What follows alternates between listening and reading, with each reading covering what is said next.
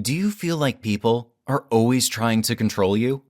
Manipulation is a powerful tool, and it's only becoming more prevalent in our modern world. Learn how to protect yourself and understand the techniques that manipulators use.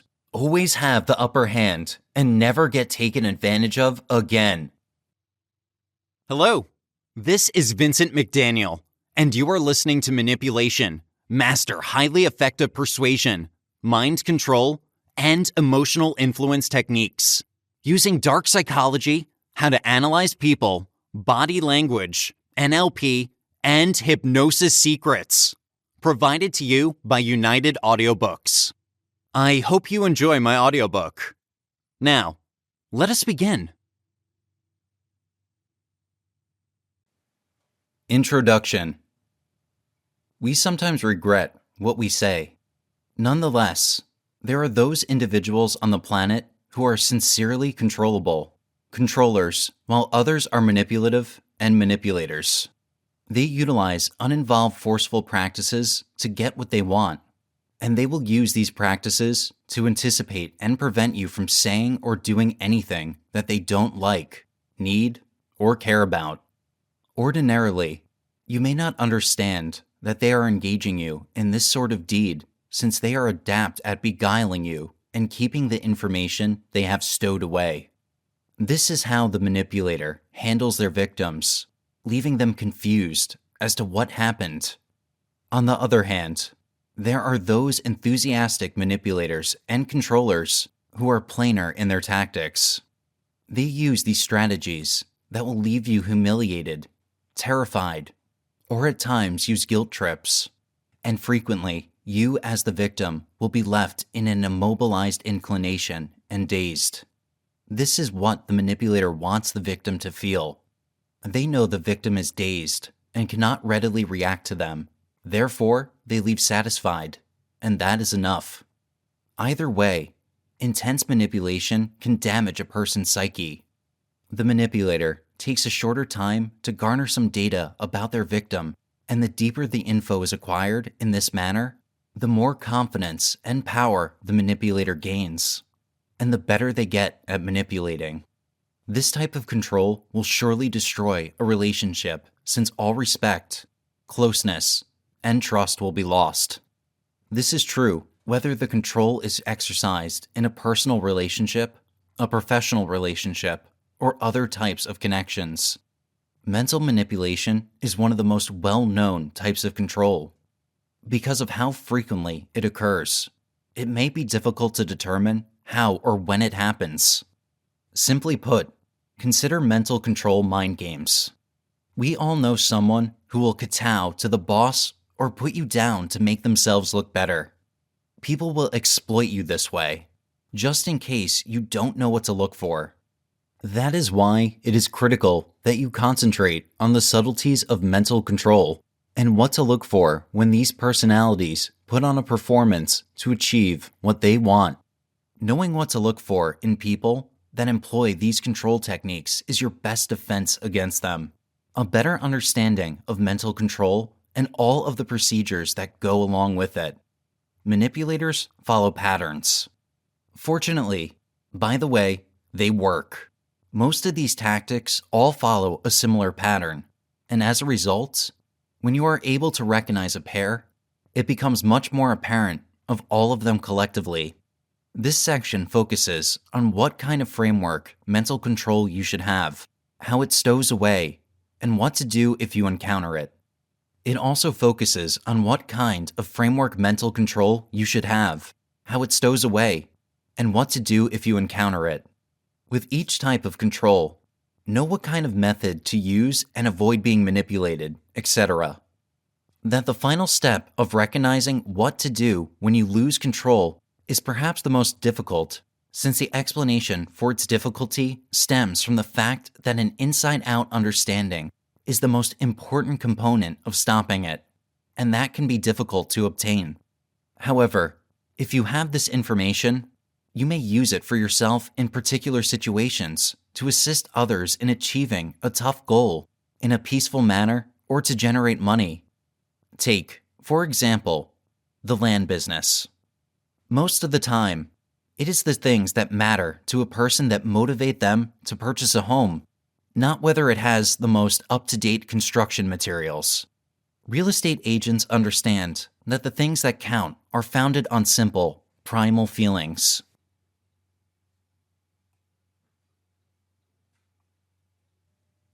Chapter 1: Manipulation and Persuasion. Most people fail to distinguish manipulation from persuasion. They are quite different in key ways. The former is only beneficial to the manipulator, while the latter, ideally, should benefit both people. Nichols, 1987. To put it simply, manipulation is far more insidious than persuasion. The manipulator sees the other person as a tool, whereas the persuader sees the other person as a partner. Manipulation. In psychology, manipulation is a type of persuasion. Unlike regular persuasion, manipulation is covert, deceptive, or underhanded. The manipulator will have no concern about lying about the situation, so long as they get what they want. The manipulator seeks only to serve themselves further. They do not care about hurting the target. The target is seen as little more than collateral damage, a necessary sacrifice to get the desired results. As such, manipulation tactics are often quite exploitative. Successful manipulation requires 3 key concepts to happen.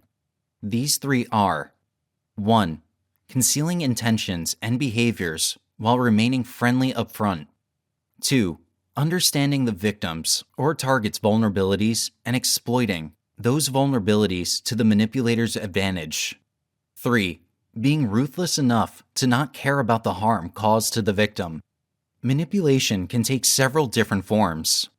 Most of them follow the pattern of being covert, harmful, and causing no guilt to the manipulator. Persuasion. Though persuasion involves changing someone else's mind, it is not necessarily a bad thing. There are plenty of ways that persuasion can be used benevolently. Persuasion is any method that will actively change the thoughts, emotions, actions, or attitudes of another person toward something. It can be done inwardly toward oneself by changing one's own attitudes or outwardly toward other people. Persuasion is used everywhere. It is present in ads, politics, schools, and professions. If you can think of something, chances are there is some sort of persuasive layer to it. When persuading someone, 4 key elements must be present. The 4 elements are: 1. Someone who is persuaded. 2. The message or persuasion. 3. A target recipient for persuasion. 4. A setting in which persuasion is received. Key differences. Ultimately, persuasion and manipulation are both forms of social influence. That is where the similarities end. While persuasion is positive, manipulation is not, even within dark psychology. Manipulation is harmful, ruthless, and insidious in every way, shape, and form. When you decode whether something is manipulative or persuasive, ask yourself a few questions. What is the intention that has led you to feel the need to convince the other person of something? Are you truthful about your intentions and the process? How does this benefit the other person? The persuader will try to convince the other person that they're just trying to help. For example, you may try to convince someone to buy a specific car because it will work better for their family. You offer facts about the other car, demonstrating its use and longevity. On the other hand, the manipulator is not concerned with the other person's needs. The manipulator will push for whatever benefits them the most. There is no good intention or truth. It is also not likely to benefit the other person. In fact, it could be detrimental. For example, the manipulator may try to sell a car that is not good for the buyer because the other car may be worth more money and therefore net a much higher commission. The car is not likely to be very good for what the buyer needs, but that is not the manipulator's concern. The manipulator would see that as something the buyer should know on their own. They would not bother pointing out why the buyer is making a bad decision. The psychology of manipulation. Feelings have taken on new meanings, and some recent work attempts to contrast feelings with sentiments in order to establish which of the two comes first. Cohen, 2018. We can categorize feelings on 3 different levels after considering all of the data and views. Physically, feelings are reactions from the brain's subcortical sections in response to stimuli. These reactions generate biochemical responses within your body, thus changing one's physical condition. They can, in turn, compel one into action. For this reason, they are also seen as part of human survival instincts. Mentally, emotions are normal responses that give rise to certain thoughts and circumstances in the mind, changing one's state of mind with regards to the stimuli.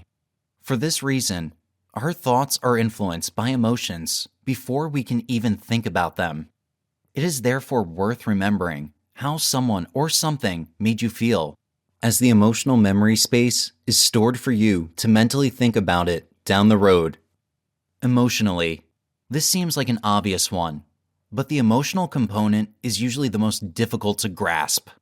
They exist within us beyond the physical and mental elements somewhere. This is the primary function of emotion, what we feel, how we experience it, and the role it plays in our lives. Simply put, it is the overall emotional condition of being. Feelings create a perpetual reaction cycle between your body and mind.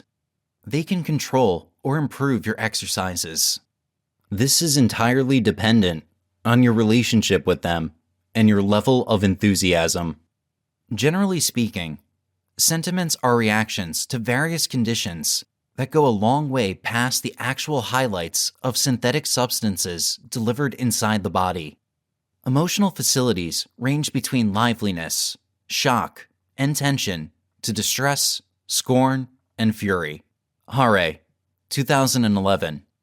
Despite the fact that sentiments are a significant piece of the human experience, they have the potential to affect your own decisions, and you might sometimes make the mistake of associating emotions with everything. Although these skills are important in the workplace, they will also help you improve your social skills outside of work. To improve and perfect your ability to appreciate people on a deep level, start paying more attention to your own and those of others, their sentiments. Start focusing more and talking less, and making an effort to open up to other people's perspectives. Tips on how to develop psychology. Unfortunately, many of us rely on treatments. Life has become incredibly confusing and competitive, to the point where just keeping your head above water, let alone sharing what little additional energy or time you have with others, is a challenge. Furthermore, in Western culture, in social orders where individuals and staff are constantly moving around, changing positions, and moving to new urban communities where they live on a consistent basis, the vast majority of affiliations are becoming shallow and based on interest. Grieve, 2018. To understand another person's intentions and feelings, use your entire brain and give that person your undivided attention. Understand their actions and attitudes. Listen attentively throughout the evening if necessary. Be satisfied with them, or become pitiful with them. It is especially difficult when you are working with a dissatisfied person. Think about it before you speak. Once you've identified your sentiments and identified what triggered them, set aside some time to understand and method them before reacting. Allow time for it to settle in before responding. When you're overwhelmed by emotions, it can help you understand why you're feeling the way you are. When you understand why something has made you angry, fooled, or humiliated, it becomes much easier to decide what the next step should be. Learn about the importance of self-management. If you can figure out how to notice, control, and communicate your feelings, use them in ways that benefit from exceptional mindfulness and listening skills. The ideal circumstances will be those that care. Many people dismiss the need to communicate their feelings in a mature manner. Overlooking or suppressing feelings is equally as bad for your health as blowing up. That is, communicating feelings without considering what they might mean to others. Continue to remind yourself that, despite being suppressed, feelings produce pressure both externally and internally, and that when feelings are spoken in a rush and without belief, they are similar to shooting without pointing. Having more mental poise and always working on improving your integrity is a surefire way to improve your consciousness.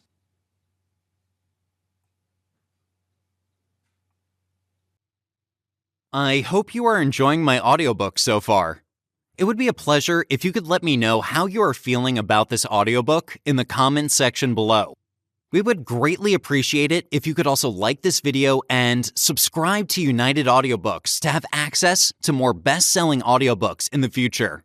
Also, please, if you are interested in getting more free audiobooks, please click the first link in the description below. Now, let us carry on with the next chapter. Chapter 2: Main Manipulation Techniques. We all manipulate people and situations at various points in our lives. Think telling a white lie to save our skin or using flattery. For some people, however, manipulation is a way of life. It is a weapon they use to overpower their victims.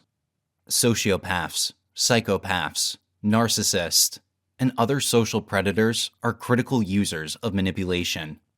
While predators may have a range of techniques, they only target particular personalities. This is because they aim to manipulate someone quickly and easily. Specific vulnerabilities render them ripe for manipulation. Nissenbaum, 2019. People with low self-esteem, naivety, low self-confidence, and people pleasers are easily manipulated. Manipulation techniques. Manipulation of someone's thinking isn't as tough as you may believe, and it can have a significant impact on your ability to get them to think the way you want them to think so that you can achieve your intended results. People can manipulate others in 7 different ways.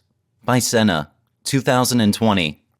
These aren't conversational strategies like anchoring or pace, which are used in persuasion. Rather, these are additional essential strategies you develop with the individuals you're speaking with, and how you might use that relationship to manipulate them into thinking and making decisions that are favorable to you. The following strategies are an important part of manipulation. Trust it. Having the trust of the people you are talking to is important. When people trust you, they are more likely to actually listen to you. They will feel more compelled to have conversations with you. They will be more likely to respect what you say, and they will be more likely to agree with you or comply with you when you exercise authority.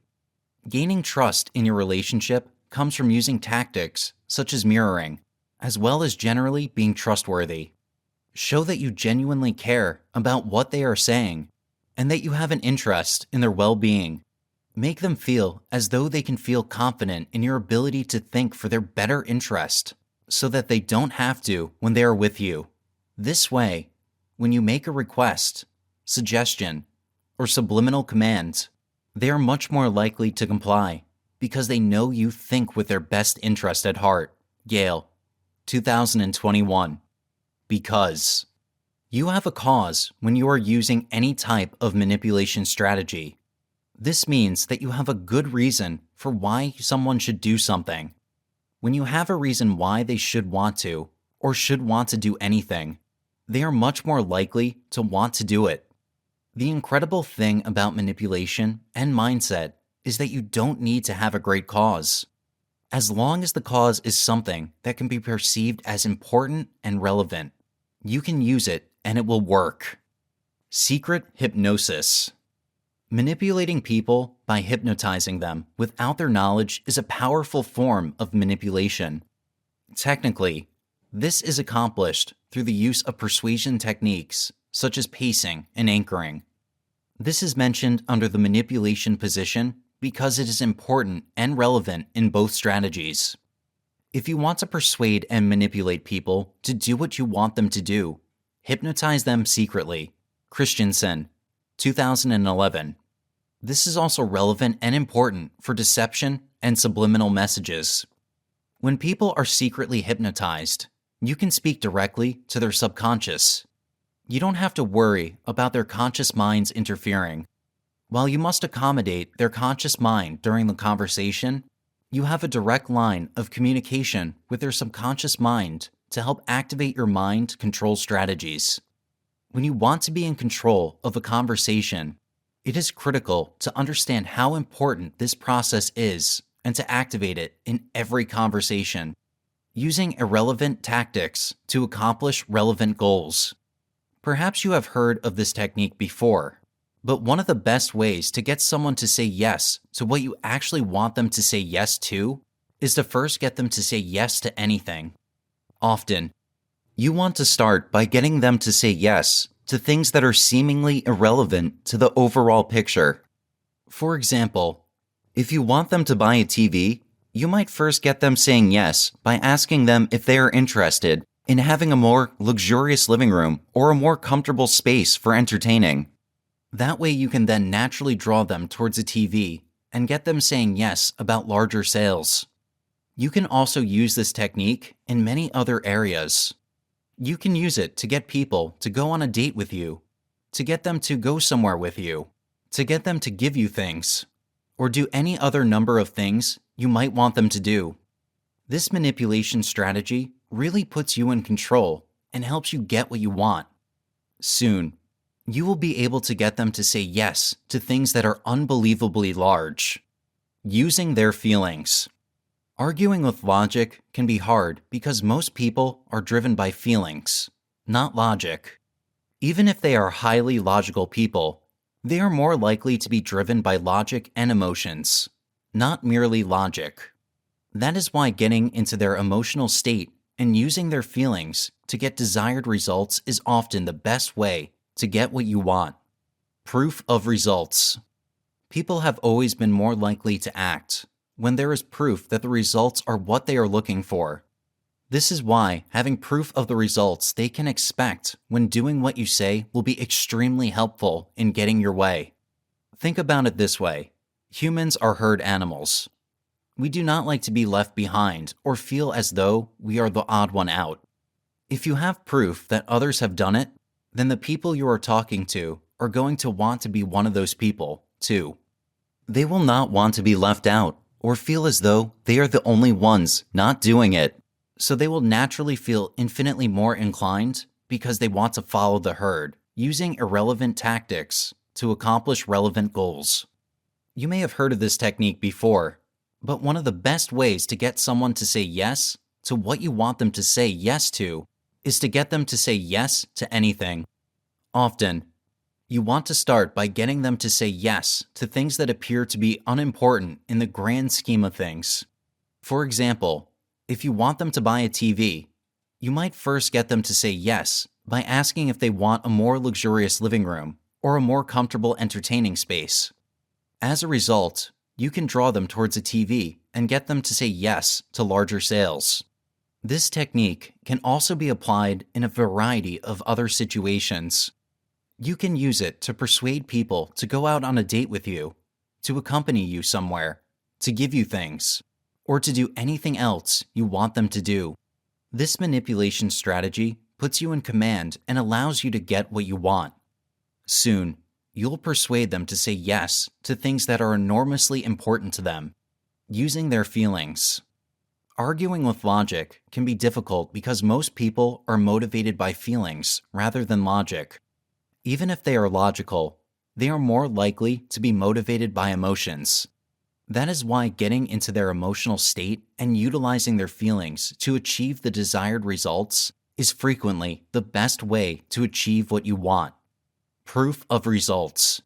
People have always been more likely to act when there is evidence that the outcomes are what they want.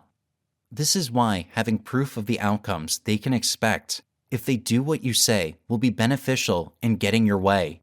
Consider this. Humans are herd animals. We do not like being left behind or feeling like the odd one out. If you have proof that others have done it, the people you are speaking with will want to be one of those people as well. They will not want to be left out or feel as though they are the only ones not doing it, so they will feel infinitely more inclined because they want to follow the herd. Authority. People are more inclined to comply with someone who speaks and acts with authority instead of someone who appears to be intimidated or uncertain about what they are saying. If you are uncertain, wavering in your stance, or otherwise appear to be underconfident, people are going to pick this up and will feel less compelled to listen to you. They do not like to follow those who are not confident and strong. This could potentially lead them into a situation they don't want to be in. However, if you are leading with authority through confidence, strength, and certainty, people are going to assume that you know what you are talking about, and they will feel more inclined to listen and comply. Manipulation relies greatly on knowing how to impose yourself in a conversation and taking advantage of a person's natural tendencies. You may utilize this knowledge to your advantage and create a situation where you can maintain control over the conversation and manipulate people's emotions and sentiments to work in your favor by understanding how they react, act, and think. Moore, 1999. The Pillars of Manipulation. 1. They use storytelling. Being ready to integrate stories with practical realities is a splendid strategy lawyers use. The mind is bound to appreciate paying attention to a story and retain that the matter is made more than it will when immersed with a torrent of realities and statistics. Stories will regularly sidestep the legitimate piece of the cerebrum and make one figure more with their feelings than realities will. And this is the thing you need when attempting to build up a solid case for yourself. Just be careful of someone trying to use this tactic against you and making you fall for a bad argument due to them drawing your logical mind into the nearly hypnotized state that comes with being absorbed by a good story.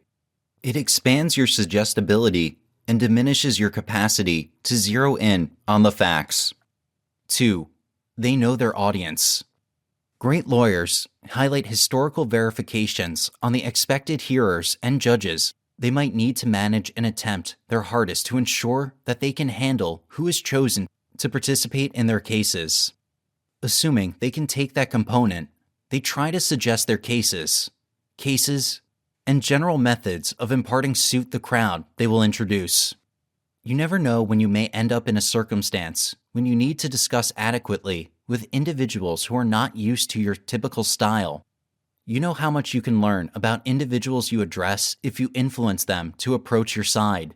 You need to figure out how to speak with them on their even out and avoid the danger of not getting what you need because of minor miscommunications and misunderstandings. 3. They show and do not tell where possible. The brain is more attracted by stories and pictures than unadulterated realities alone.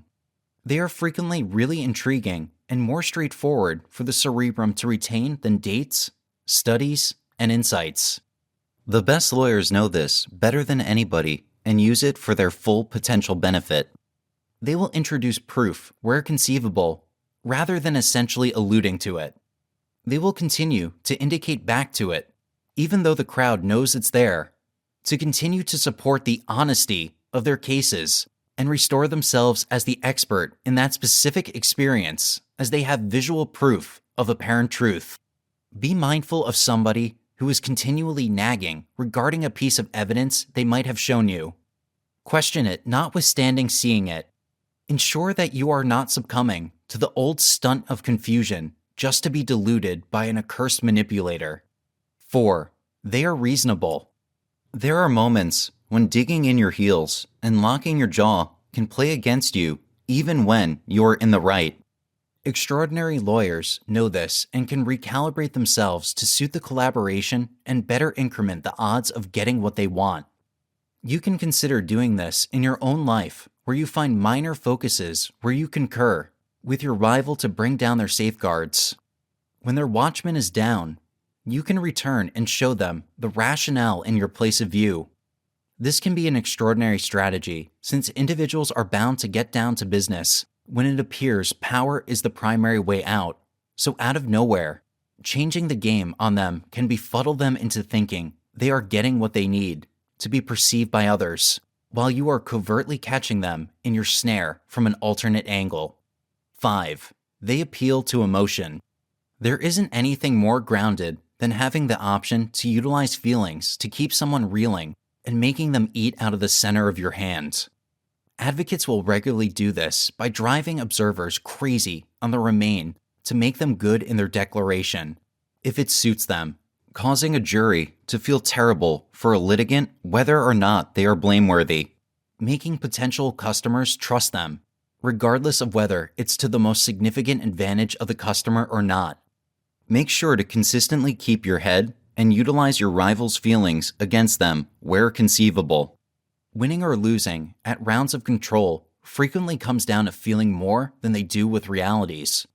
Regardless of whether you are attempting to persuade or keep yourself from being influenced, holding your feelings under control while ensuring your objective doesn't will be the primary consideration in you leaving as the person in question or victor in these sorts of slippery games.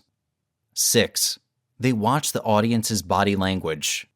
Body language is frequently a central consideration in how individuals see you and convey you. You will regularly visit the best lawyers change their strut as per the circumstance, so their message is being imparted on various levels. In addition, nonverbal communication takes advantage of individuals' mirror neurons and can have their nature to copy be utilized against them. Mirroring somebody's nonverbal communications can cause them to feel acknowledged or marginally scared, as though you are guessing their thoughts. Seeing somebody reflecting on you is frequently a sign that they are bound to accept what you say. On different occasions, you need to utilize this to perceive how individuals feel about you and respond in a like manner where necessary. Body language abilities can be an apparatus for understanding personalities and controlling emotions. 7. They use leading questions. Leading inquiries is the most loved method for many individuals in the legitimate business, since it allows them to control points of view, which can win or lose cases and future clients. If somebody asks you, "What amount do you disdain hockey?" they are not providing you with the choice of enjoying hockey. The inquiry, as of now, accepts you concur with the individual, asking it and essentially request how much you consent to show that you are on their side. Be cautious about individuals utilizing questions like this against you. This strategy can have you not understanding that you are being attracted into the snare of tolerating a reason that isn't consistent with you. Influence isn't spot on or wrong. It's about winning. 8. They make sure to stay the course of their arguments. You will not regularly see master lawyers diverted to safeguard non-contentions or their nobility except if the case relies upon it. The best of them will consistently highlight what has been started their contention while attempting to entangle their resistance with the subtleties of their arguments. This is an urgent illustration to learn, assuming you need to be more persuaded in your own life. It would be best if you had the option to offer your expressions and contentions that appears to be steady and cement while quickly weakening that of your rival. You need them leaving their game to play yours. When you make them play your game, you have gotten triumph. You should keep them in your world.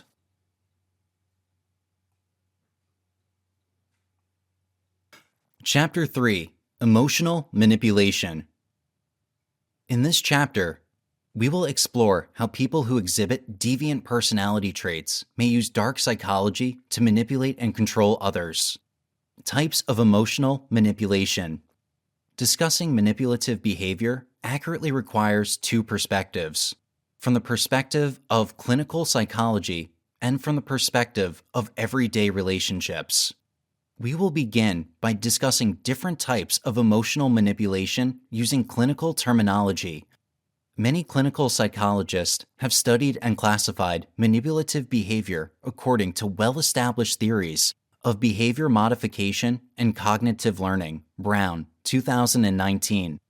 We will first look at some of the techniques identified by a few of these psychologists before looking at real-world examples and signs that someone is trying to manipulate you. Categories of emotionally manipulative behavior. Understanding the basic dynamics of manipulation and abusive relationships is important. Each of these general types of relationships may be characterized by specific types of behavior. Psychologists have identified many specific techniques of behavior modification commonly employed by emotional manipulators. Mahar, 2010. Some of these techniques include positive reinforcement. This technique was discovered by behavioral psychologist B.F. Skinner, whose experiments with small animals in cages resulted in the theory of operant conditioning. He used cages with 2 levers in his experiment to prove the theory of positive reinforcement. When the small animal pushed one lever, nothing happened, but the other produced a food pellet. Through positive reinforcement, the animals quickly learned which lever to push to obtain their reward. Emotional manipulators use positive reinforcement as their strategies through techniques such as praise, false and superficial demonstrations of emotions such as charm and sympathy, excessive rewards including gifts, money, approval, and attention, and other outward demonstrations of emotions meant to make the victim feel good. Negative reinforcement. Skinner's experiment also demonstrated the effectiveness of negative reinforcement. Small animals were once again placed in cages with 2 levers for this part of his experiment.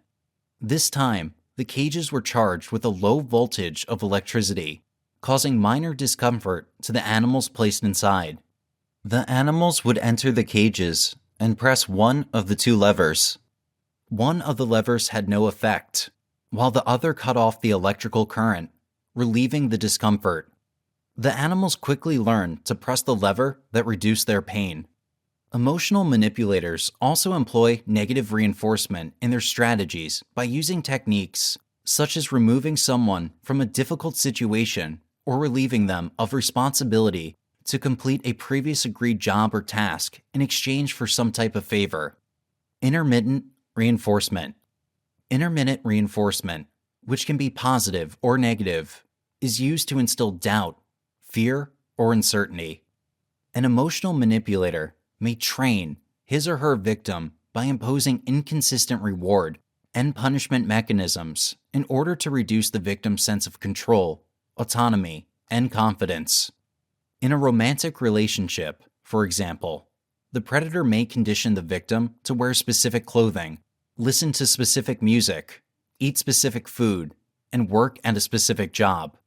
As the victim gains confidence in this relationship, the predator may discourage the victim, who will be caught off guard. As the victim tries to respond, the manipulator may change tactics once more. Punishment is a very basic form of emotional manipulation that may involve an entire range of psychologically and emotionally negative and damaging behaviors, such as threats, yelling, nagging, complaining, intimidation, insults, guilt, and other forms of emotional blackmail. Skilled predators may find a way to incorporate this abusive and controlling behavior into the relationship over time, so that the victim will develop a tolerance for abuse. This technique is similar to the use of punishments, but instead of being a feature of a long-term relationship, these techniques involve discrete episodes in which the manipulator uses verbal abuse, displays of anger, and other forms of dominance and intimidation to discourage the victim from engaging in certain types of behavior. Specific types of emotional manipulation. Within these major categories of emotional manipulation techniques, psychologists have also identified a wide range of more subtle variations that we all likely encounter on a daily basis. These techniques include lying. Dark triad personalities, particularly psychopaths, are skilled at lying and cheating. So often, we may not detect their intent until it is too late. Beware of those who have demonstrated a pattern of dishonesty. Lying by omission. Lying by omission is a little more subtle. The predator may not say anything that is untrue, but may withhold information that is necessary in an effort to cause you to fail. Denial. Often the damage from emotional manipulation is inflicted after the fact. When you confront someone with evidence of their dishonesty and abuse, their refusal to admit wrongdoing can cause even greater psychological harm. Rationalization. The increase in popular news media has led to the growth of public relations and marketing firms that produce spin to deflect criticism in both political and corporate environments. Rationalization is a form of spin in which a manipulator explains away his or her abuse. Like rationalization, minimization is a form of denial in which the predator understates the seriousness of his or her offense. Selective attention and/or inattention. Manipulators will pick and choose which parts of an argument or debate should be considered so that only their views are represented. Manipulators resist giving straight answers to questions when they are confronted by their victim. Instead, they will divert the conversation to some other topic or change the subject altogether. More serious than a diversion, a manipulative person confronted with his or her own guilt will often evade responsibility by using long, rambling responses filled with so-called weasel words, like most people would say, according to my sources, or other phrases that falsely legitimize their excuses. Covert intimidation. Many manipulative people will make implied threats to discourage further inquiries or resolution. A true form of emotional manipulation, a manipulator will exploit the integrity and consciousness of the victim by accusing them of being too selfish, too irresponsible, or not caring enough. Although shaming can be used to bring about social change when large corporations or governments advance abusive or discriminatory policies, manipulators may attempt to intimidate their victims by using sharp criticism, sarcastic comments, or insults to make them feel bad. Blaming the victim. This tactic has become increasingly common. When a victim accuses a predator of abuse, the predator will attempt to turn it around by creating a scenario in which the victim is solely responsible for the harm that came to him. The predator may also try to accuse the victim of being the aggressor by complaining about the violation. Using the opposite tactic of blaming the victim, the predator will lure a conscientious person into a trap by pretending to have been grievously wounded and cultivating feelings of sympathy. The real plan, however, is to take advantage of the caring nature of the conscientious person by toying with their emotions. Playing the servant. This tactic is common in environments marked by a strict, well-established chain of command, like the military. Predators become skilled at manipulating this system by creating a persona of suffering and nobility in which their bad actions are justified as duty, obedience, and honor. Seduction is not always associated with sexual conquest or intimacy. Emotional predators may use flattery and charm to convince people to do their bidding, and they often look for people with low self-esteem. Projection. This term is used in psychotherapy. Predators who use this technique will look for victims to use as scapegoats. When the manipulator does something wrong and is confronted, he or she will project his or her guilt onto the victim in an effort to make the victim look like the responsible party. Feigning innocence. This technique can be used as part of a strategy of denial. Under questioning, the manipulator will play innocent by pretending that any violation was unintentional or they were not the party who committed the violation. A skilled manipulator who lacks morality and empathy can be very successful at planting the seed of doubt. Feigning confusion. This technique can also be used as part of a strategy of denial. Under questioning, the manipulator will play dumb or pretend to be confused about the central point of the conflict or dispute. By creating confusion, the manipulator hopes to damage the confidence of his or her victim. By using claims, whether true or not, that the victim's friends, associates, or everyone else is doing something, the manipulator will put pressure on his victim to change his or her behavior or attitude. Signs that you're being manipulated. Every one of us is vulnerable to emotional manipulation by people who apply dark psychological tactics. In our daily interactions with coworkers, managers and supervisors, family members, and significant others, we might become victims. Emotional manipulation can also occur in professional connections with persons we might consider to be trustworthy, such as sales reps, government officials, and representatives from institutions including medical facilities, banks, corporations, schools, and legal firms. Emotional manipulators all have one thing in common. Hyde, 2018. They seek out people who are diligent, dependable, loyal, honest, and trustworthy. Because all of the methods in the manipulator's toolkit are designed to take advantage of these emotional and psychological attributes. People with these character traits are the simplest to influence. Emotional manipulators, moreover, lack empathy and morals. They don't see their misdeeds as startling or unpleasant, but rather as job security and a good opportunity. Emotional manipulators exist in many aspects of society. They've learned to adapt, blend in, and even achieve great levels of professional and financial success in the straight world throughout the course of their lives. Schreier, 2011. Remember that you are a conscientious person if you have a reasonable expectation that others will be honest in their dealings with you. Emotional manipulators are skilled at exploiting this expectation and evading detection and/or punishment, despite the fact that they are in a superior position. Emotionally manipulative people, as we've seen, employ a wide range of techniques and methods to obtain influence in relationships. Furthermore, the people you are closest to and most familiar with, the individuals you should trust the most, are in the best position to exploit and take advantage of your trust through emotional manipulation. In fact, one of the most important aspects of a successful attempt to manipulate someone's emotional vulnerability and influence them, whether for personal gain or sheer malice, is to create trust and familiarity. Of course, just because this form of abuse is becoming more frequent does not mean you should automatically label all of your friends and associates as controllers and manipulators. Resist the tendency to see honesty and conscientiousness as a problem.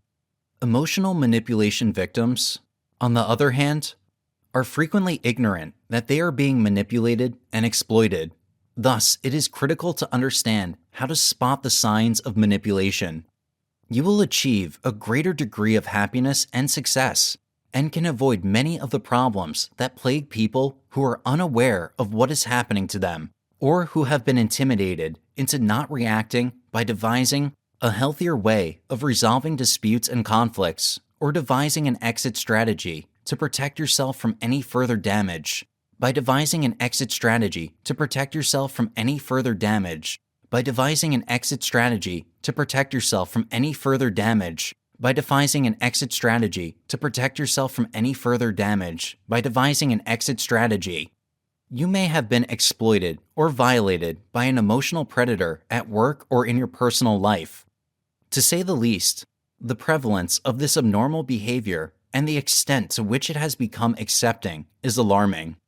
The following list deviates from the above more theoretical and clinical descriptions of predatory behavior to provide more vivid instances of the type of behavior that could suggest emotional manipulation. Specific examples of emotional manipulation. Insisting on meeting at certain locations. Manipulators may try to get the upper hand by insisting on a so-called home court advantage, thereby forcing you to function in a less familiar environment that diminishes your personal negotiating power. Roessler, 2019. Examples. If you have a dispute with a professional acquaintance or colleague, they may insist on meeting in their office or at a cafe or restaurant that is more difficult for you to travel to. If you are in a personal relationship, your partner may always insist that you meet him or her at their favorite spot and meet with their friends. They may show little interest in reciprocating when you invite them to participate in a social activity you find rewarding. Premature intimacy or closeness. The manipulator will immediately shower you with affection and reveal all sorts of intimate secrets. Examples.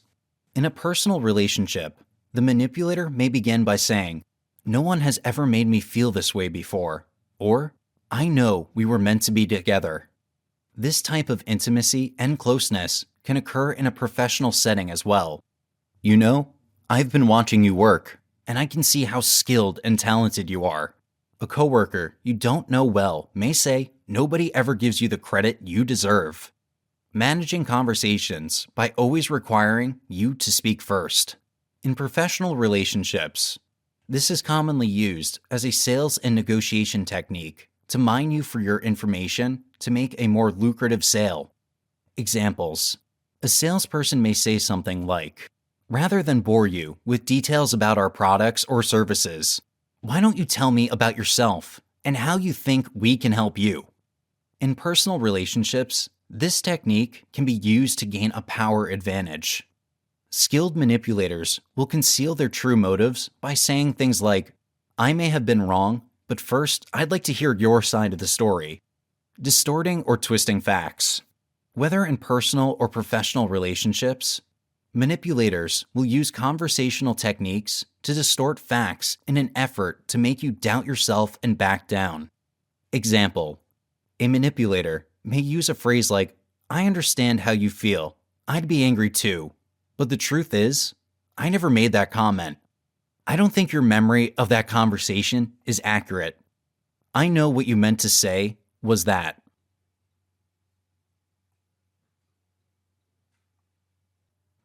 Chapter 4. Dark Persuasion. Persuasion is used all the time around us. You're used to this type of influence if you've ever seen a commercial on TV or the internet, or read a news article. But in this case, we'll look at persuasion at a more local level. This is the type of thing that we all notice, so it's not a stunt or a dull control. We'll look at some of the ways a manipulator uses persuasion to get what they want without us even noticing. Elements of persuasion. In relation to influence, there are a few things to consider, just as there are with other types of control. These elements aid in determining which impact clears it up. Take the ability to persuade others. The listener is allowed to make his or her own decisions. Finally, the persuasion methods persuade folks to change their minds and follow the persuader's lead.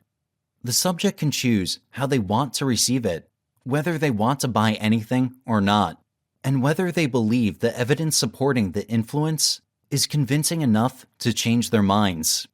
There are a few components to this influence that help depict it exhaustively, while also providing us with a more profound understanding of this perplexing topic.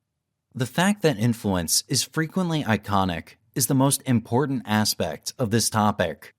This suggests persuasion through the use of words, sounds, and images to communicate an idea to an objective listener.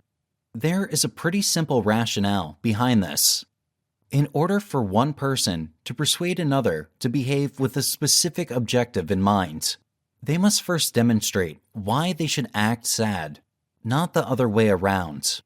This is best accomplished through the use of word sounds and other images. Niall Lassie, 2019.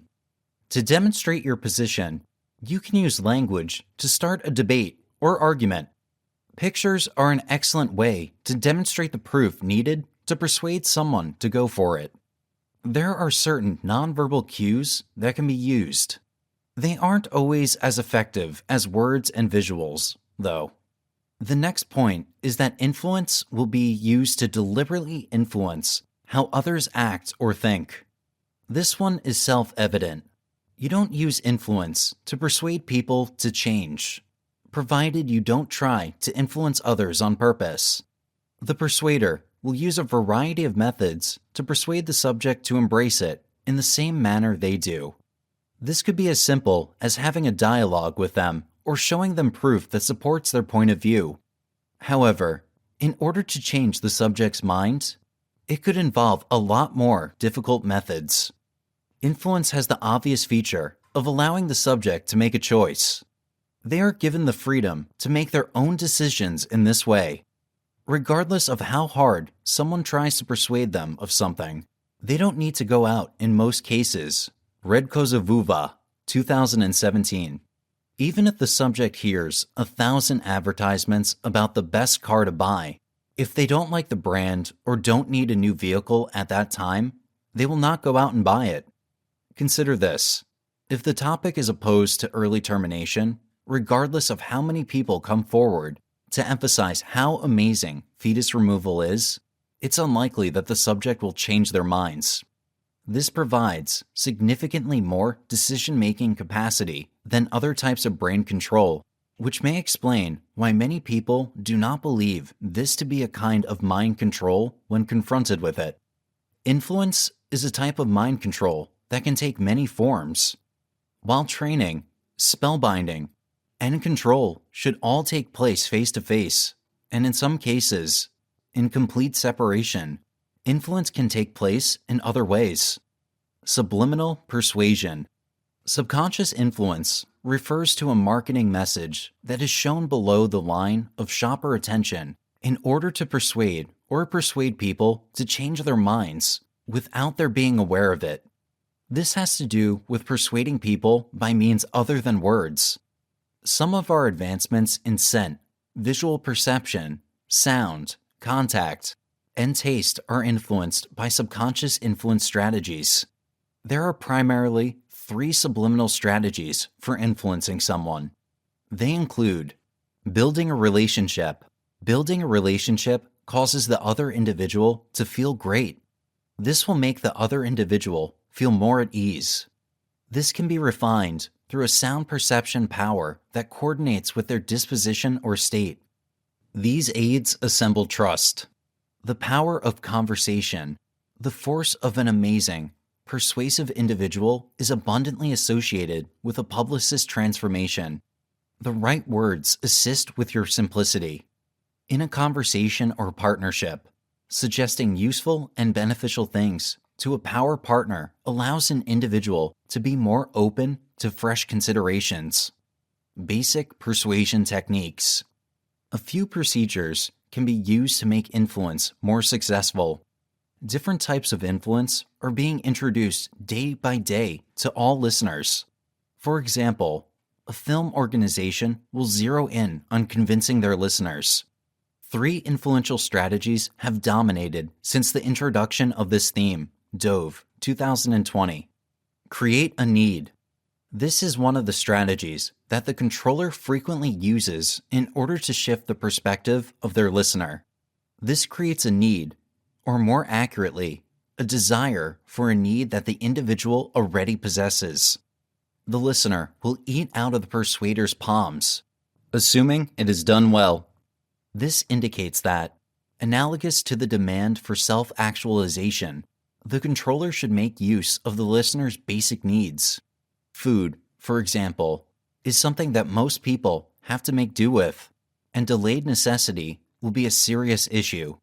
There is a better chance of success if the specialist can persuade the subject that their store is fantastic, or if they can receive more food or shelter by changing their beliefs. Utilizing illustrations and words. The words one chooses can have a big impact on one's ability to use influence. When talking about something, there are many different ways to convey your thoughts. When attempting to use persuasion, speaking the appropriate words in the proper way is the thing that will have a major impact. Tricks used by mass media and advertising. The media uses 2 principal strategies to convince the masses. The first is using pictures, just like the utilization of sounds. Images. Our mind's eye and visual handling regions are incredible. Have you ever thought about an individual without winding up imagining what they look like? It is a result of this that makes symbolism and visual control a favored strategy by the media. Organizations will frequently incorporate split-second pictures of their items or people embedded into a commercial that appears to be very honest on face value. Dimsdale, 2021. This is normally a type of subconscious influence. These brief instant pictures that are normally accepted, as a rule, wind up taking some type of control of the person in question, which convinces them to get that specific service. Sound. Sound is one more stunt that is utilized by the media under the influence of clueless listeners. Certain people, on the whole, dismiss the powers that exist in sound. But to answer this, how many times have you heard a song only to have it sound continuously in your mind? Songs usually influence us, even though we are not aware of it, even knowing you are listening to it. This is something that the media will more often than not exploit as they continue to look for influence from the masses. There will regularly be a few expressions handily covered up and rehashed in a notice melody that will, in all likelihood, persuade you to lean towards favoring one organization over the other. An illustration of this can be seen at McDonald's. The song, "I Love It," is frequently rehashed in a way that convinces individuals to continually purchase their meals. Dark persuasion techniques to be on the lookout for. After learning about the different types of influence and what they all mean, you may realize why dim influence is so dangerous to the individual in question. Having the ability to comprehend the many approaches that the controller may employ will help you understand what is going on when it is being used on you. So, how exactly is a drab persuader going to use this strategy to achieve their goals? The controlling one will employ one or two tactics, although the following are the most well-known. The long con. The long con is the primary strategy we'll look at. This method is a little sluggish and time-consuming, but given how long it takes and how difficult it is to notice or even pinpoint when something has gone wrong, it could be effective. One of the main reasons some people resist being influenced is that they believe the other person is pressuring them, which causes them to back off. They will also avoid the person seeking to persuade them if they sense a lack of connection or trust with the person attempting to persuade them. The long con success is based on their ability to overcome these fundamental obstacles and deliver the persuader exactly what they desire. The boring persuader will take as much time as they need to gain the trust of their audience in the long con. They will make an attempt to get to know the individual in question and to ensure that they trust and like them. This will be done by the persuader through phony affinity building, which can appear excessive at times, and other methods that help to increase the level of comfort between the persuader and their target. When the persuader notices that the listener is mentally prepared, they begin their efforts. It starts by gradually persuading the person, and then the listener figures out how to do what the persuader wants. The persuader will benefit from this in two ways. First and foremost, the listener becomes accustomed to the persuader's impact. The second is that the listener will form a psychological relationship between the persuasion and a positive consequence. Because the persuader would rather not make it too obvious what they are doing, the long con will take a long time to complete. A recently bereaved woman, for example, is viewed as weak due to her age. After her misfortune, a man begins to get to know her. This man is possibly somebody she knows from church or even a family member. He begins to invest more energy in her, giving her colossal grace and tolerance, and it doesn't take excessively long for her gatekeeper to drop when he comes around. Then, as we previously stated, this man proceeds to execute some more modest examples of good effect. He might tell her about a better financial balance to use or a better way to lower her monthly bills. The man tries to use some shady influence once more. He might try to persuade her to let him save some of her money for her. She agrees because of the favorable influence that was previously used. Obviously, the man will try to extract everything he can from her. Assuming the controller is sufficiently talented, she might feel that he attempted to help her, yet the cash was lost, since he had just run into some misfortune with the speculation. This is the manner in which dark psychology could go. Graduality. When we learn of demonstrations of dark influence, it is sometimes incomprehensible and mind-boggling. What they fail to recognize is that this dark influence will not be a large or abrupt solicitation that emerges unexpectedly. It's more like a flight of stairs when it comes to dark influences. When the two meet for the first time, the persuader will never ask the listener to do something major and emotional. If everything else is equal, they will instruct the listener to take one step at a time. When the controller's goal is to go above and beyond, the entire cycle looks to be, to a lesser extent, a no-brainer. Before the listener realizes it, they've gone a long way down, and the persuader isn't going to let them leave or bounce back. Let's look at an example of how this interaction will look in reality. Assume there was a criminal who wanted someone else to carry out their wrongdoings on their behalf. This was done by pack managers, clique pioneers, and even Charles Manson. This criminal would never consider starting the cycle by asking for their listener to be slain in their place. This would act as a warning, because no rational person would want to kill someone they have never met. If all other factors were equal, the criminal would begin by having the listener perform a minor task, such as committing a minor crime or concealing a weapon for them. In comparison, something that isn't as big of a deal for the person at issue. Over time, the controller's skill at persuading their listeners to do demonstrations will improve. Also, because they were the ones who committed the more minor wrongdoings, the persuader transfers them onto the individual at issue, extortion. The listener will feel as if they have gone too far before they realize it.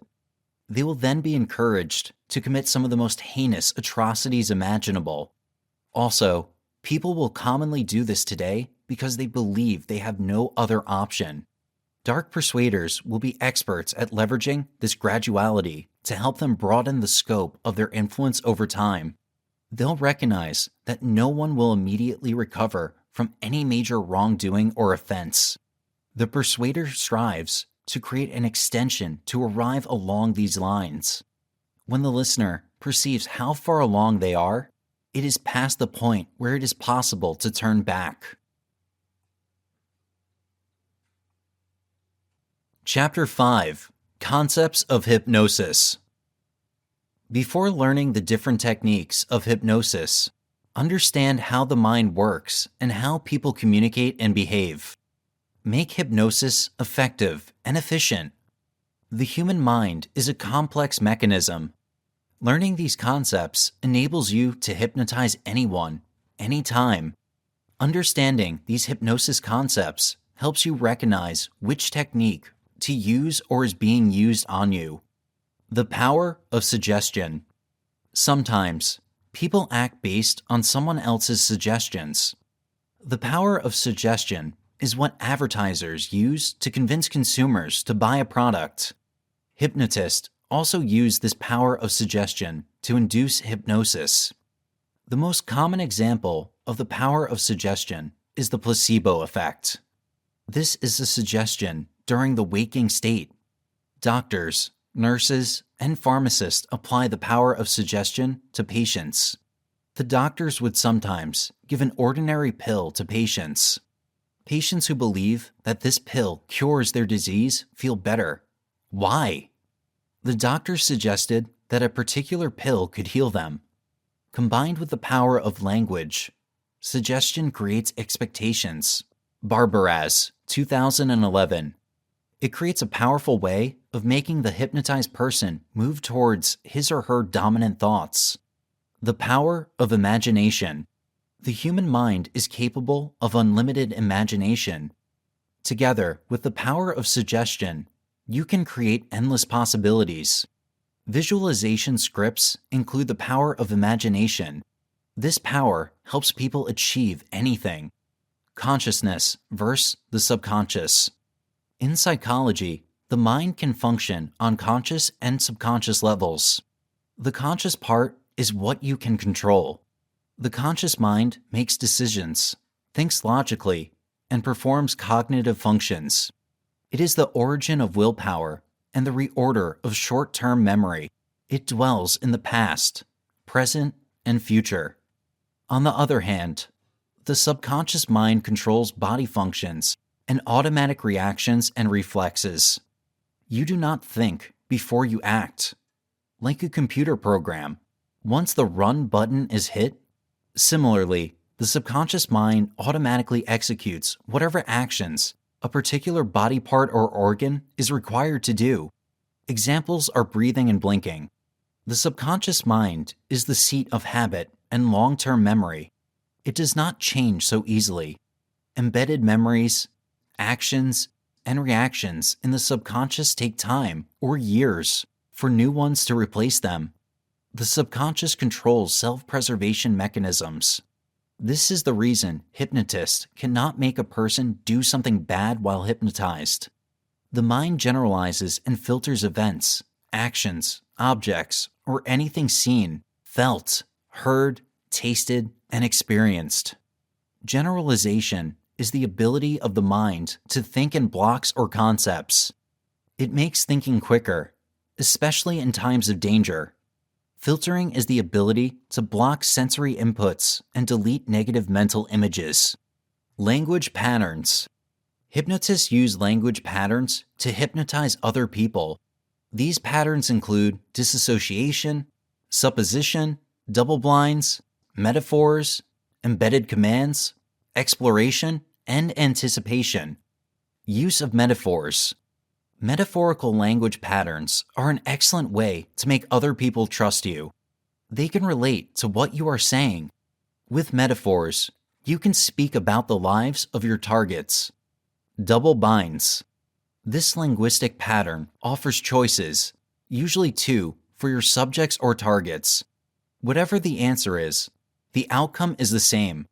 The double bind language pattern is usually only answered with a yes or no. Embedded commands. In this language pattern, you are commanding other people to do what you want them to do. It is usually used in an authoritarian method of inducing hypnosis.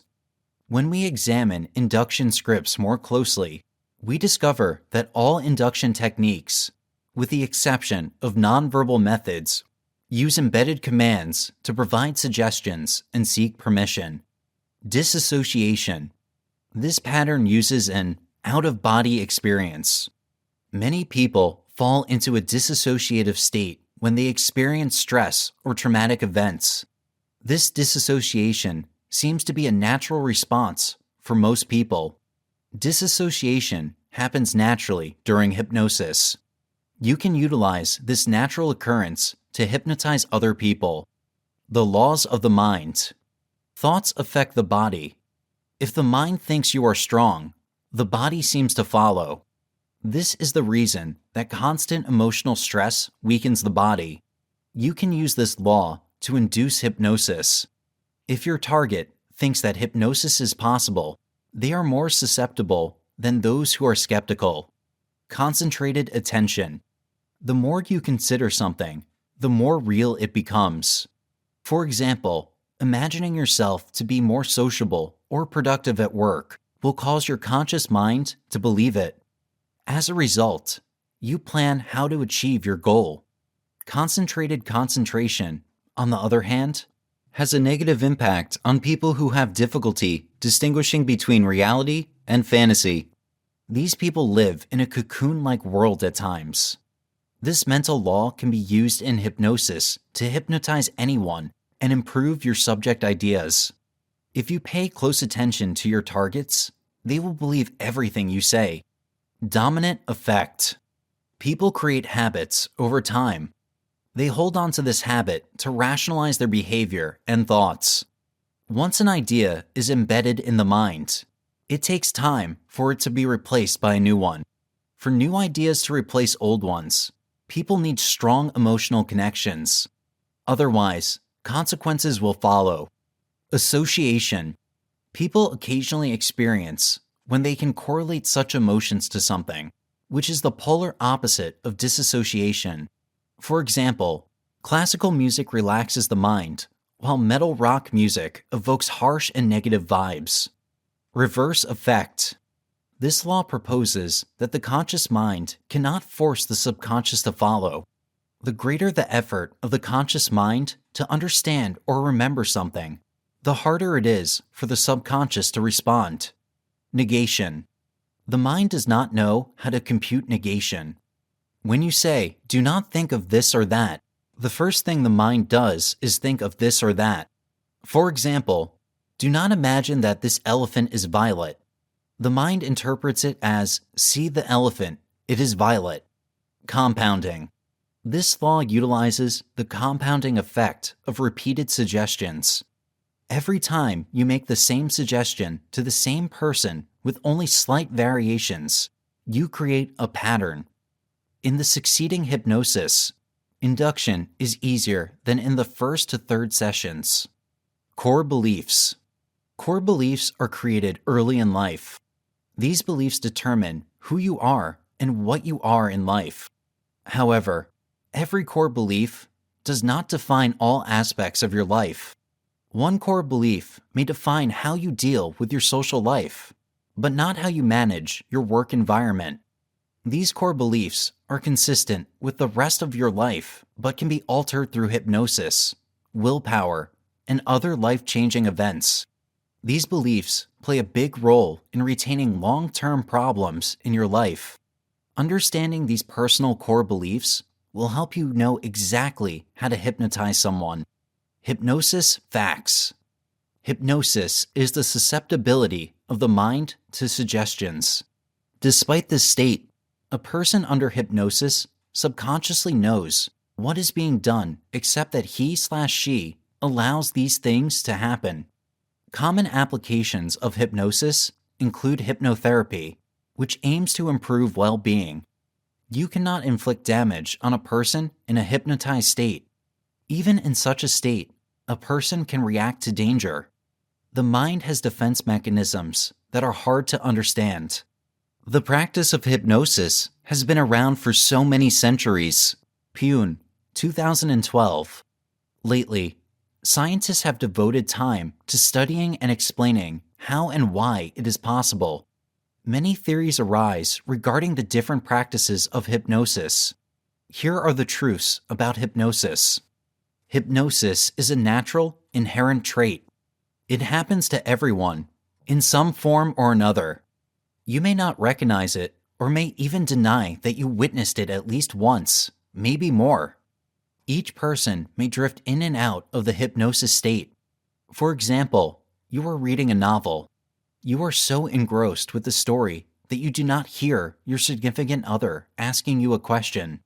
Your conscious mind may not register the question, but you know you are being asked.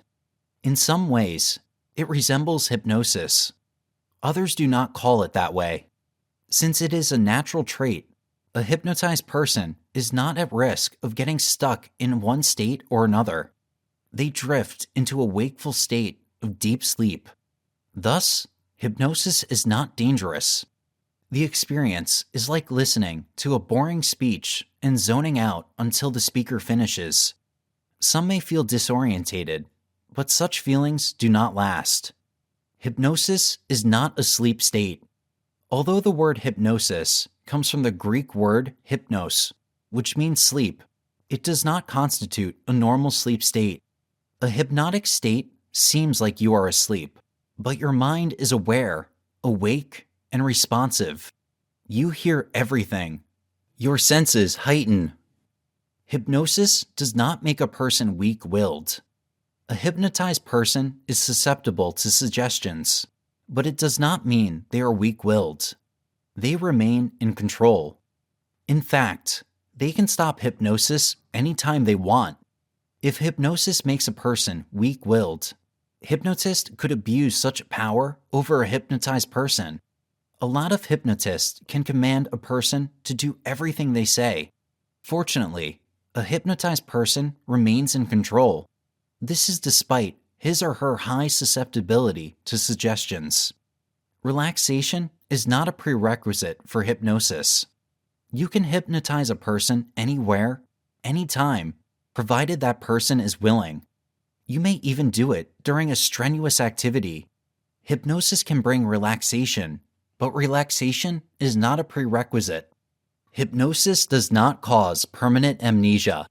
A hypnotist can command a person to forget, for the time being, what has transpired. This allows the mind to process the events subconsciously. In the long run, a previously hypnotized person can remember the hypnosis in great detail. Hypnosis is different from a trance state. Many hypnotists have difficulty identifying the difference between hypnotic and trance states. Most of the time, these two words are used interchangeably. The only similarities between the two are the heightened senses and the efficient mind. Hypnosis deals with heightened susceptibility of the mind, most likely the subconscious part. The trance state targets both conscious and subconscious.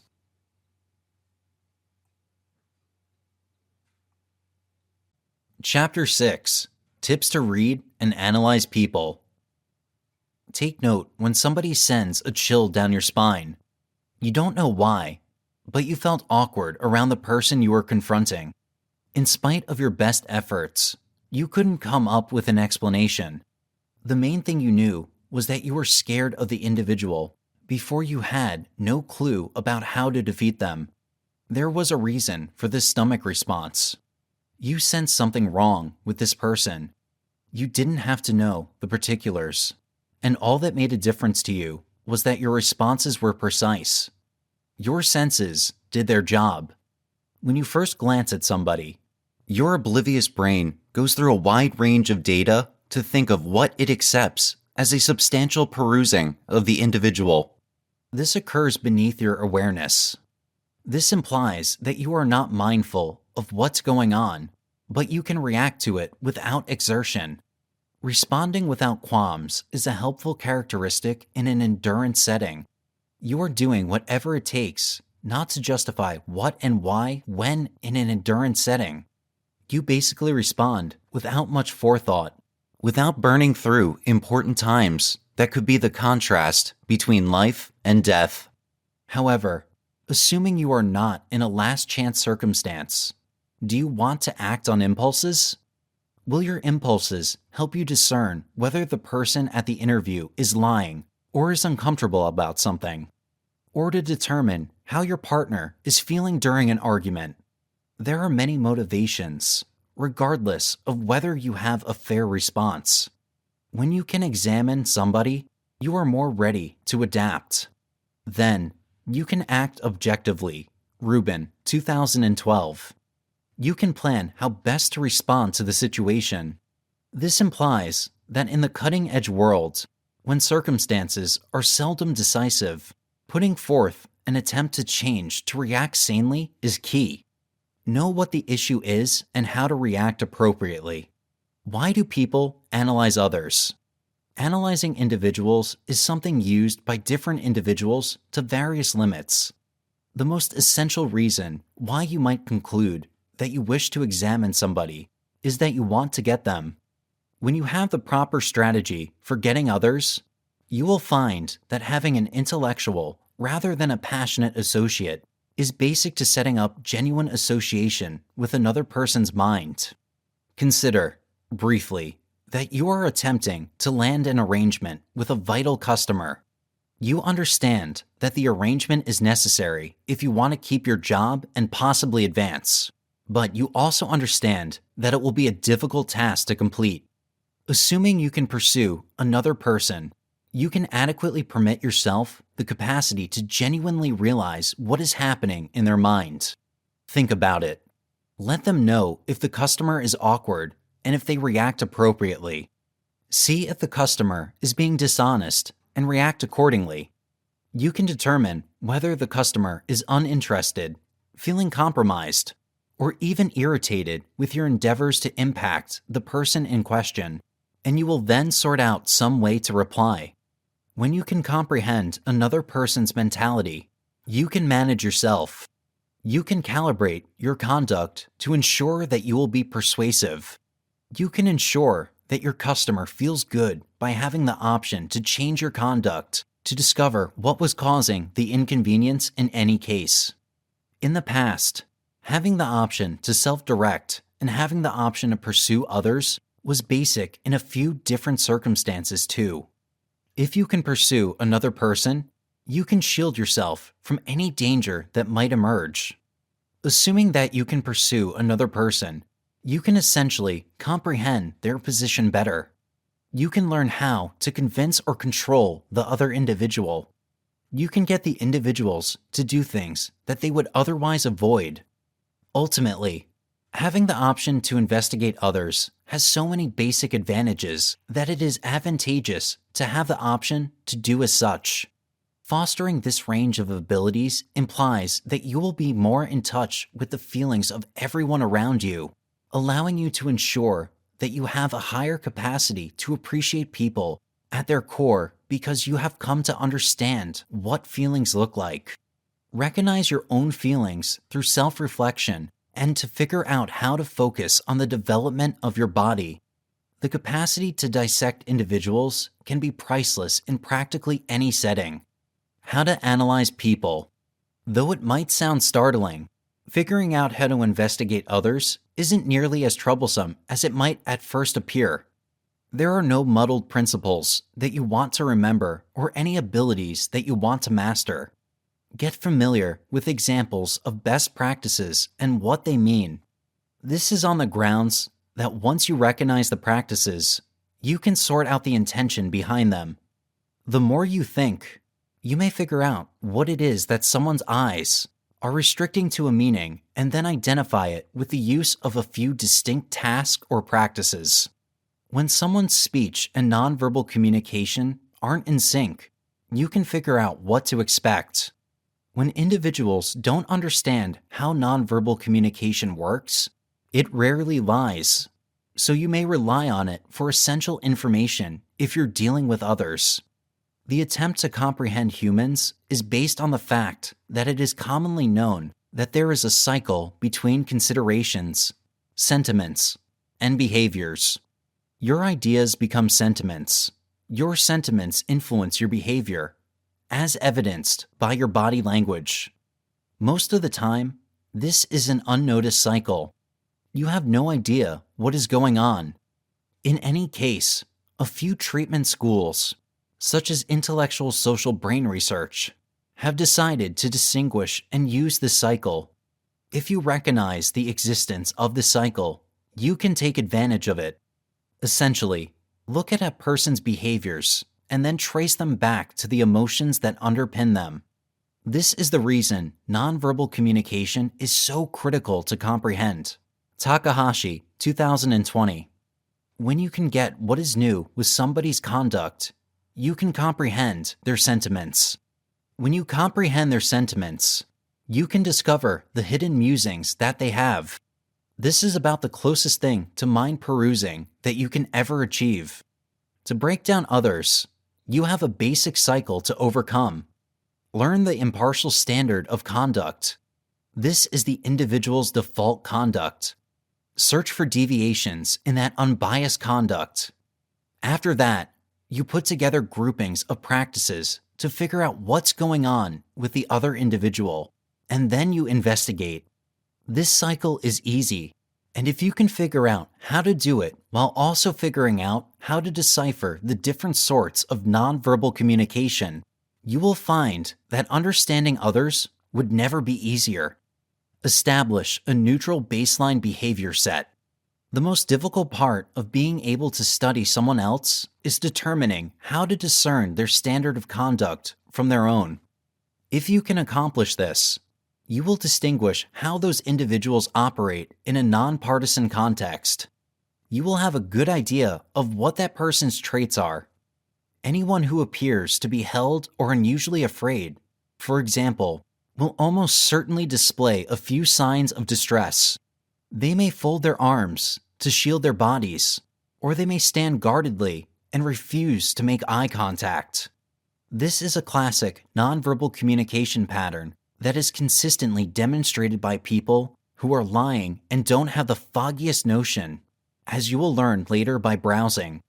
A shy person, on the other hand, is most likely not lying if their default behavior is to cross their arms and avoid eye contact. Because people's basic character types and characteristics differ so dramatically from one another, this becomes a fundamental first step that you should never skip. In any other case, you would accept that any modest person could be attempting to mislead you. It is critical to obtain an image of the gauge character and nonverbal correspondence qualities. Recognize deviations from neutral behavior. Once you've established your standard, you may start identifying any deviations from it. This means that you can use your underlying perceptions to figure out which of the practices you're witnessing don't match what you've expected. This stage can occur in a variety of connections. You can ask a question and then observe the response to determine whether or not the person is being truthful. You can test and look for signs of inconvenient behavior. When attempting to persuade someone to do something, you can adequately test your persuasiveness. Recognize clusters of deviation. Recognizing those singular deviations isn't enough in every case. Notice a slew of deviations in order to get the full picture. When you excel at studying nonverbal communication, you will notice that a lot of human nonverbal communication can be deciphered in a variety of ways depending on the situation. Obtain that setting on a regular basis by observing other practices that occur concurrently with the practices you are examining. For example, there are a few misdirection practices that may have ramifications. In any case, when they occur concurrently, you can usually infer that there is some degree of double dealing going on, implying that you should proceed with caution. Analyze. Finally, as you identify those groups of deviations from the first nonpartisan social standard, you can figure out what they mean. You can start following back to see if people are honest or how they are feeling. When you dissect, you get a genuine preview of the thoughts that are going on inside people's heads. You'll want to figure out whether they have a problem in specific settings based on seeing generalized rehashed reactions. You'll want to figure out what scares them. It appears to constantly persuade them to continue pursuing their goals. As you progress through this stage, you will learn more about what is expected to influence or control them, assuming you choose to do so.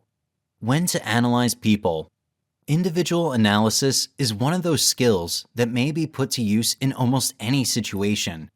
It can be used at work, in close-knit relationships, in governmental matters, religion, and, surprisingly, in everyday life.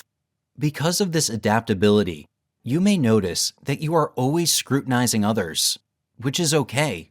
Remember that your unaware brain already makes judgments about others and their expectations, so you're investigating people in the first place. Now all you're doing is attempting to ensure that those inquiries are made in your consciousness so that you are aware of them. Now we'll look at a few unique and convincing scenarios. When it comes to nurturing, once you've figured out how to analyze others, you can start applying what you've learned to your own children. You might think that a child's brain isn't advanced enough to get a reliable read on, but keep in mind that children's feelings are quite genuine. Basically, they have their own feelings, and while those feelings may not be intended to persuade you as a parent, that does not excuse their feelings in any way. You can grasp what is going on in your child's mind by being able to notice his or her feelings, which will allow you to parent more calmly and efficiently. Seeing someone. When you live with another person, it's all too easy to offend them without realizing it. Repeatedly upsetting another person will elicit some level of hostility, even if it's rarely expressed. When they are uncomfortable or distressed, though, some people find it difficult to examine themselves. This is when the ability to investigate another person comes into play. You'll want to figure out what your accomplice's basic feelings are at the time you start dating, so you can play the role of support. Examine people in the workplace, especially if you collaborate with others.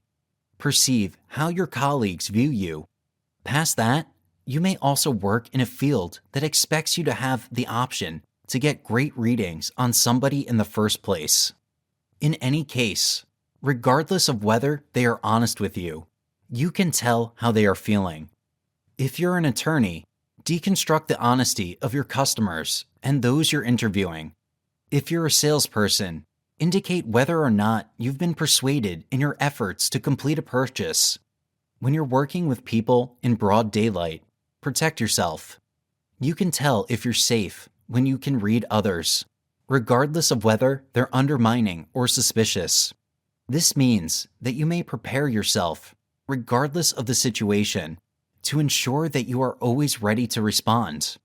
In a meeting, you might discover that observing a questioner's nonverbal communication might help you figure out whether to switch techniques or move on to something new. You'll want to explain how you're being treated, primarily by observing nonverbal communication and other nonverbal signs.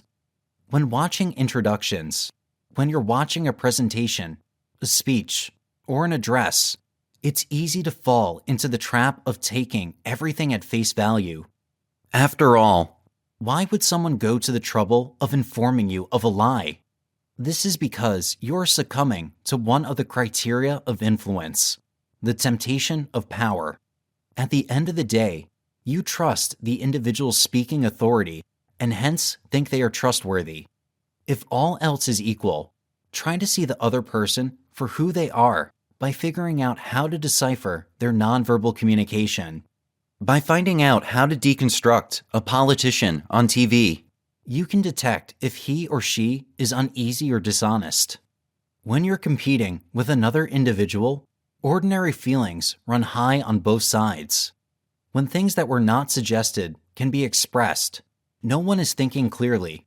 However, if you investigate people, you notice when someone is getting passionate about withdrawing. You'll want to pay attention to the indicators that you should separate and try again later to make sure you're not treading on anyone's toes or making matters worse. In self-reflection, when you've figured out how to examine others, you can start looking at yourself. This means you may pause and examine your nonverbal communication to sort of register with yourself and figure out what's going on. It can be difficult to realize exactly how you are feeling in some situations, but when you don't have any other options, this is the best way to do so. You can discern your feelings if you can pause and ponder on them. Self-regulation. After you've identified your emotions, you'll self-regulate. You may have the option of entering the way you are feeling upset and reacting accordingly if you are in a heated dispute and find yourself worrying and becoming irritated. However, if you can deconstruct people, you may examine them and determine how they are feeling. This means that if you can see that you're scaring or making someone uncomfortable, you can make the necessary changes to your behavior.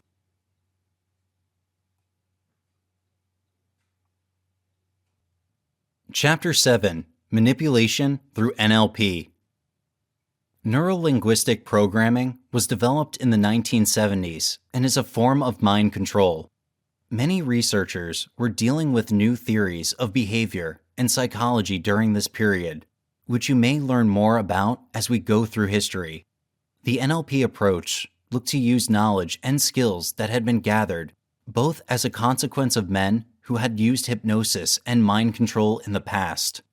Men like Rasputin, who seemed to use methods so dark and enigmatic that others couldn't fathom how they sought to achieve what they did, have a place in history of mind control. When looking at Rasputin's photographs, his eyes are the feature that stands out the most. He appears to be out of frame, almost as if he's in the same room as you. Rasputin's manipulation and control skills were not well known at the time, but some of his approaches appear to have elements of what we now term NLP mind control. Practitioners of NLP mind manipulation utilize efficient communication as a strategy to create relationships. Despite the fact that NLP guidelines are more focused on techniques than psychology, this type of approach stimulates the human desire to develop an emotional and psychological bond with everyone, Wood, 2006. Strong eye contact, when paired with other words, gestures, or other signals, can put someone under mind control or even put them in a trance. Many people nowadays employ NLP tactics to achieve their objectives, even if the objective is to sell you something for a small profit. Mind control. Mind control techniques are something that can be both appealing and dangerous depending on how they are used. It means different things to different people. These are also assigned to coercive influence, indoctrination, thought change, compulsion, and seduction. All of these terms listed above have common elements, particularly those depicting mental control. Every person alludes to inspiration and expresses or implies control in an individual psyche to take on a specific job. Then, in a reasonable amount of time, we describe it and identify many of its strategies. Following that, we'll ask you who needs to use them. Could you change the minds of others? Can others monitor your psyche? One normal concern is that individuals can control others' minds without getting them. This has increased the frequency with which the term mental control appears in hypotheses in which anything, from states to outsiders, is blamed for controlling our thoughts. The assessments of others can be influenced on a regular and unequivocal basis, making them dance like puppets for each wish. On the other hand, seems unlikely. Techniques of brain control. A few strategies are regularly utilized for mind control. It doesn't occur. There is a cycle that you, as an individual, ought to know about. Allow us to take a look. In this part, we will analyze some certifiable psyche control techniques that are used by normal people in unique interactions, just like gatherings. The demonstration of isolation. Physical removal can be awe-inspiring, but regulators will routinely strive to bind you sanely when a true partition is inconceivable or impractical. This can be developed in a variety of ways, ranging from multi-week courses in the countryside to denouncing your family and companion group. The authoritative objective is another impact of controlling the information stream. Having criticism. Understand that analysis may be used as a detachment instrument. Normally, regulators will go so far as to say they are against other people's terms, condemn the rest of the world, and ensure their own particular dominance. Peer pressure and social proof. People who try to control massive gatherings of people usually utilize social proof and peer pressure to mentally program newcomers. Social proof is a psychological phenomenon in which a few people believe that the actions and feelings of others are appropriate and should be legitimized since everyone does it. This works particularly well when an individual isn't sure what to think, how to carry on, or what to do. Wood, 2020. Numerous people in such conditions will look at what others do and do likewise. How would you prevail with regards to controlling people's minds? Trance induction is a fantastic tool to have. A skilled hypnotherapist could persuade someone to act in response to his suggestion in a matter of seconds. Entrancing can be used for guidance, entertainment, promotion, and even temptation. It is not difficult to become aware of someone who has been entranced for the sake of treatment or entertainment, and even easier to allow the hypnotic specialist to hypnotize them. It takes a distinct, consistent repertoire to captivate people in a conversational environment and persuade them to follow your advice without realizing you're using your special abilities on them. The bewitching of clandestineness and correspondence is what it's called. Top sales representatives, pioneers, and enchantment specialists employ this method to persuade others to do whatever they want. Such hypnotic techniques are so powerful that they appear to manipulate the brain. You might be worried about how this spellbinding mystery works. The absolute first thing you ought to do is connect to the individual you need to enter. This association is classified as an investigation by a few. This condition of similarity with the subject should be protected. This should be possible orally and with the right nonverbal communication. When done effectively, the subject experiences a significant mental bond with the hypnotic. First, expand the announcement status. Once you've located a source and established a rapport with the subject, the next step is to reinforce this sense of assurance and perception, thus broadening any psychological assurances and making the subject more receptive to recommendations. First, create an association. Once you've established a good rapport with the target, it's time to infuse the hidden propositions into his obliviousness, sometimes known as epitomized directions. You inquire about anything you want him to do there. You might also inform him as you are doing during a routine hypnosis session. Being sensitive and explicit about ideas will set the tone for critical reasoning. The safeguards and hindrances of the typical mind will be expanded, and the direct request you send him will be squared. So, once you've gotten them in your spell, how do you propose the subject? You do this with analogies and orders typified.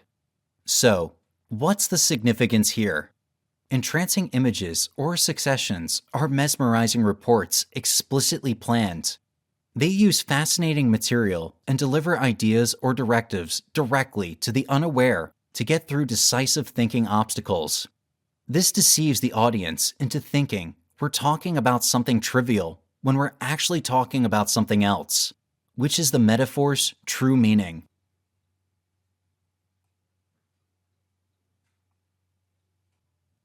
Final words. You can now concur with me accordingly.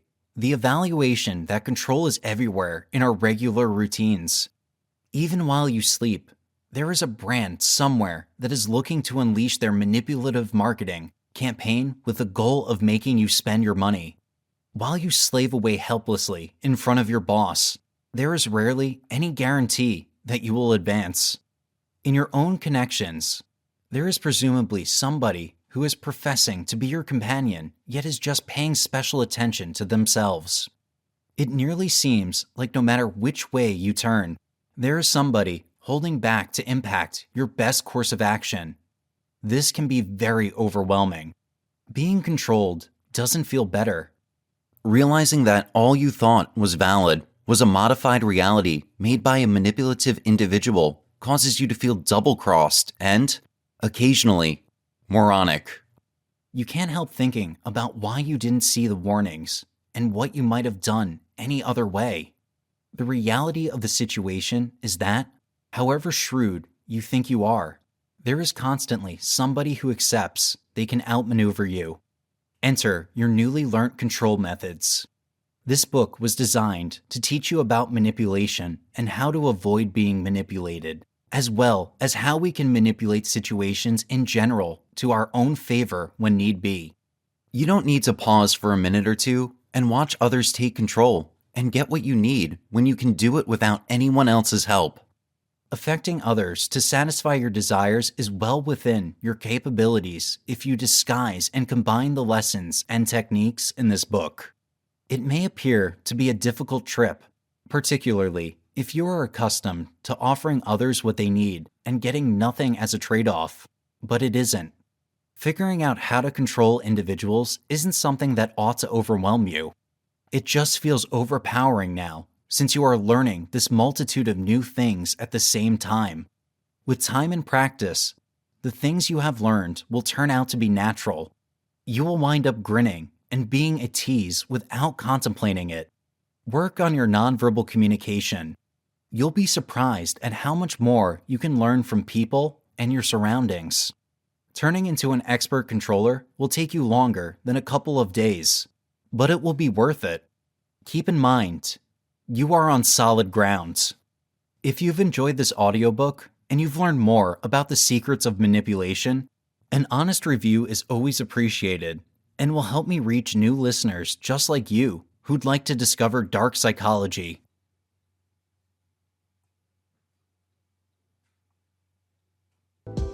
We appreciate you tuning in to one of our captivating audiobooks. For more immersive experiences, here is another audiobook we're certain you'll enjoy. Don't forget to show your support by liking this video, sharing what you loved about this audiobook in the comments section below, and subscribing for more captivating audiobooks like this. Thanks for being a part of our audiobook community.